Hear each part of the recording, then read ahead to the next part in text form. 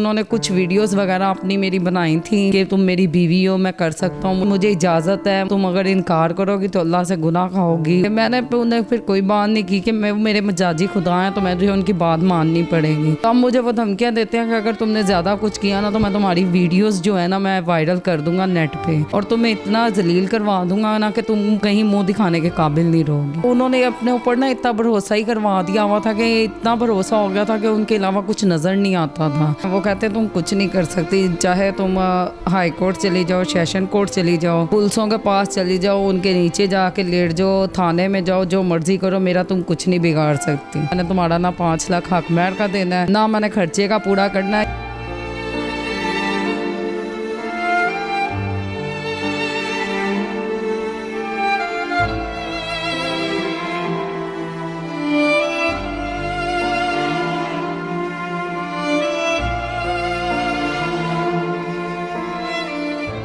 अस्सलाम वालेकुम, आप देख रहे हैं लीडर टीवी और मैं हूं एनी फैसल। मेरे साथ आमना मौजूद हैं। इनकी पहली शादी हुई तो 3 बेटियां हुई, उसमें से 4 बेटियां हुई जिसमें से 2 फौत हो गई और 2 इनके पास हैं।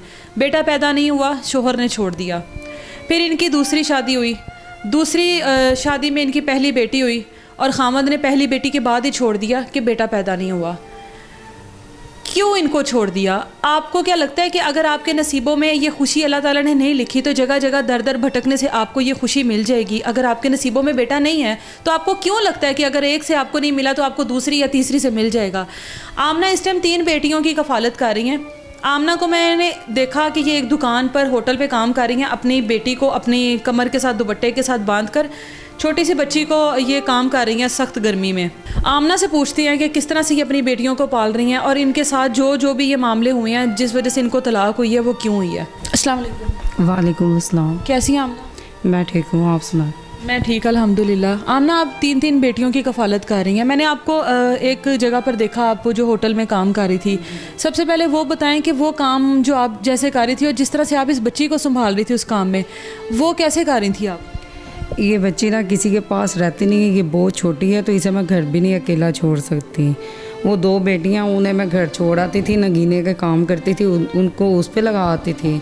तो ये मैं फिर काम करने निकलती थी, इसमें से दफ्तरों में भी गई हूँ और बाकी जगहों पे भी जाती नहीं हूँ नौकरी की तलाश में कि शायद कहीं दफ्तर में मिल जाए या कोई काम ऐसा मिल जाए चले मैं कर सकूँ। लेकिन अदालतों में भी गई हूँ कि वकीलों से केस करवा सकूँ। लेकिन जहाँ भी जाती हूँ उनका सबसे पहले सवाल यही होता है कि आप पहले हमारे साथ एक काम करें फिर हम आपके काम करते हैं। इस वजह से मजबूरी तौर ये ओपन शॉप में मैंने ये जॉब ढूंढी और ये काम की है। इतनी सख्त गर्मी में ये बच्ची साथ लेके मैं जाती नहीं, सिर्फ अपनी 3 बच्चियों को पालने के लिए। अच्छा, आपके पहले शोहर ने आपको छोड़ा, 4 बेटियों की आप माँ थी, बेटे की वजह से छोड़ दिया? जी, वो कहते थे मेरे घर बेटा नहीं होता। वो बहुत ज़्यादा यानी कि शोर डालते थे, लड़ाई करते थे, झगड़े करते थे। रोज़ाना की यही बात होती थी, बेटा नहीं होता। जब भी बेटी पैदा होनी, मुझे बेटा नहीं हुआ, लड़ाई, मैंने तुम्हें छोड़ देना, मैंने तुम्हें रखना नहीं है, मैं चला जाऊँगा। एक दिन ऐसा ही आया कि वो घर से ही चले गए थे बेटे की वजह से। वापस नहीं आए? नहीं, उन्हें 2.5 साल हो गए, वो वापस नहीं आए। तो तलाक हो गई थी आपकी? हाँ जी, तलाक। फिर आपने दूसरी शादी की है? आपकी फिर दूसरी शादी? जी, ये मेरी दूसरी शादी हुई है। उनमें से ये बेटी हुई है पहली, उसने भी बस हाथ में पकड़ा और पीछे कर दिया। उनके घर वालों ने भी मार पीट की, गालियाँ गरोज सब कुछ कि हमें बेटा चाहिए। बहन ने उन्होंने पकड़ा है तो उन्होंने भी मेरी गोद में वापस डाल दिया कि हमें बेटा चाहिए, हमें बेटी नहीं चाहिए। उन्हें भी आज 7-8 महीने हो गए गए हुए, वापस लौट के नहीं आए अभी तक। वो भी कभी कोई रब्ता नहीं हुआ? नहीं, उन्होंने कभी रब्ता नहीं किया। 1-2 बार मैंने करने की कोशिश की थी लेकिन आगे से उन्होंने धमकियाँ दी हैं, बदतमीज़ी की है, उसकी वजह से मैंने कभी उनसे रब्ता नहीं। आपको पता है कि वो कहाँ पर हैं या कोई शादी वगैरह कर ली है उन्होंने? और पता है कहाँ पे हैं, रिश्ता भी देख के आ रहे हैं और वो शादी अभी नहीं की है, रिश्ता पक्का हो गया लेकिन लड़की का मामा नहीं मान रहा अभी। अच्छा, अब आप फ़िलहाल उस होटल पे काम नहीं कर रही हैं, वो आपने काम छोड़ दिया, अब आप क्या कर रही हैं आजकल? मैं घर पे ना नगीनों का काम जो बच्चों कर रहे थे मैं अब उनके साथ वही कर रही हूँ।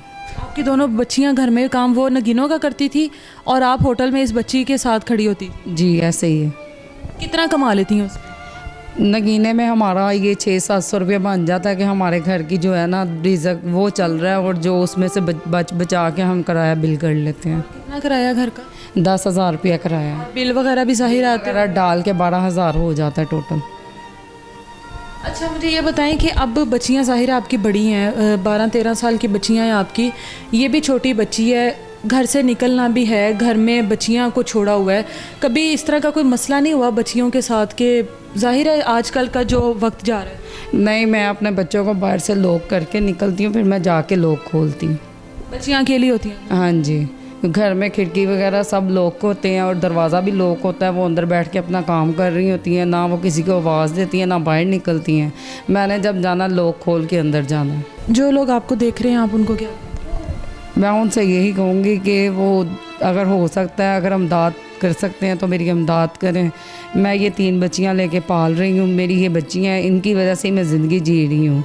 तो इन्हीं की खातिर मैंने कमाना भी और इनकी खातिर मैंने घर का ख़र्चा भी करना है। जिनसे जो इमदाद हो सकती है वो कर दें। मैंने इनको कुछ दिन पहले देखा था, होटल में ये काम कर रही थी, इसी बच्ची को बांध कर अपनी कमर के साथ गर्मी में चूल्हे पर खड़ी थी। वो आप क्या काम करती हैं वहाँ पे? वो टकाटक होता है ना, वो चिकन यानी कि करती थी, वो बना बना के तो लोगों को देती थी। और ये बच्ची इनके साथ कमर पर एक तरह लटकाया होता था बच्ची को, और ये गर्मी बर्दाश्त नहीं कर सकी बच्ची, जिसकी वजह से कल ये बच्ची हॉस्पिटल में एडमिट थी, नहीं तो मैं इनसे कल ही मिलती। और आज इनसे ये बच्ची डिस्चार्ज हुई है और ये मेरे पास आई हैं। अच्छा मुझे ये बताएं कि आपका शोहर आपको तलाक भी नहीं दे रहा और रखा भी हुआ है, आपने कभी सुलह की कोशिश की है? सुलह की कोशिश की थी, लेकिन उन्होंने कभी नहीं माना कि मैंने सुलह करनी है। वो कहते तुम कुछ नहीं कर सकती, चाहे तुम हाई कोर्ट चली जाओ, सेशन कोर्ट चली जाओ, पुलिसों के पास चली जाओ, उनके नीचे जाके लेट जाओ, थाने में जाओ, जो मर्ज़ी करो, मेरा तुम कुछ नहीं बिगाड़ सकती।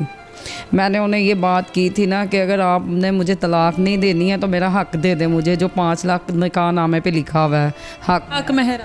लेकिन उन्होंने वो भी नहीं दिया। उन्होंने कहा मेरा बनता ही नहीं, ना मैंने देना है। 3000 रुपया मेरा ख़र्चा लिखा गया था, जो उन्होंने शुरू से लेके अब तक मुझे नहीं दिया। 2.5 सालों में 1 रुपया भी नहीं दिया।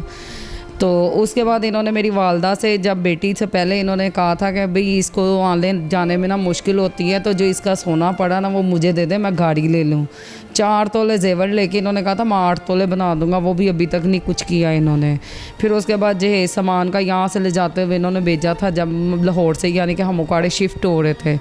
तो अब वो कहते हैं कि मेरे से तुम कुछ नहीं ले सकती, ना तुम मेरा कुछ बिगाड़ सकती हो, ना मैंने देना है, तुम जहाँ मर्जी चली जाओ, मैंने तुम्हारा ना 5 लाख हक महर का देना है, ना मैंने खर्चे का पूरा करना है। ये बच्ची भी मैंने छोड़ दी है, ये मेरी नहीं है, मुझे नहीं पता ये किस में से पैदा हुई है।